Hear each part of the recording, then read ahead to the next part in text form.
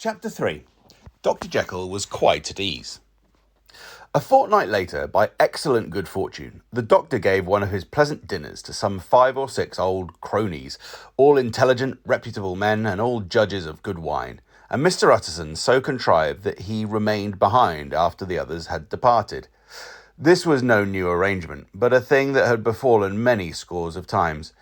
Where Utterson was liked, he was liked well. Hosts loved to detain the dry lawyer when the light-hearted and the loose-tongued had already their foot on the threshold. They liked to sit a while in his unobtrusive company, practising for solitude, sobering their minds in the man's rich silence after the expense and strain of gaiety.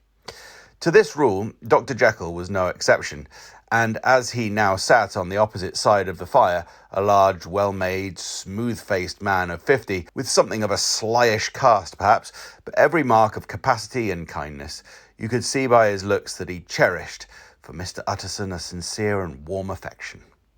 "I've been wanting to speak to you, Jekyll," began the latter. "You know that will of yours?" A close observer might have gathered that the topic was distasteful, but the doctor carried it off gaily. "My poor Utterson," he said, "you are unfortunate in such a client. I never saw a man so distressed as you were by my will. Unless it were that Hyde-bound pedant Lanyon at what he called my scientific heresies. Oh, I know he's a good fellow, you needn't frown, an excellent fellow, and I always mean to see more of him, but a Hyde-bound pedant for all that, an ignorant, blatant pedant. I was never more disappointed in any man than Lanyon. You know I never approved of it," pursued Utterson, ruthlessly disregarding the fresh topic. "My will? Yes, certainly I know that," said the doctor, a trifle sharply. "You have told me so." "Well, I tell you so again," continued the lawyer. "I have been learning something of young Hyde." The large, handsome face of Dr. Jekyll grew pale to the very lips, and there came a blackness about his eyes. "I do not care to hear more," said he. "This is a matter I thought we had agreed to drop." "What I heard was abominable," said Utterson. "It can make no change. You do not understand my position," returned the doctor with a certain incoherency of manner. "I am painfully situated, Utterson. My position is a very strange one. It is one of those affairs that cannot be mended by talking." "Jekyll," said Utterson, "you know me. I am a man to be trusted. Make a clean breast of this in confidence, and I make no doubt I can get you out of it." "My good Utterson," said the doctor, "this is very good of you. This is downright good of you, and I cannot find words to thank you in. I believe you fully. I would trust you before any man alive, before myself, if I could make the choice.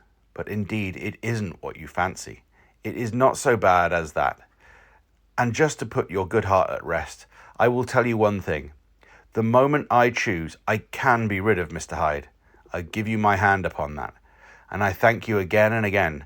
And I will just add one little word, Utterson, that I'm sure you'll take in good part. This is a private matter, and I beg of you to let it sleep." Utterson reflected a little, looking in the fire.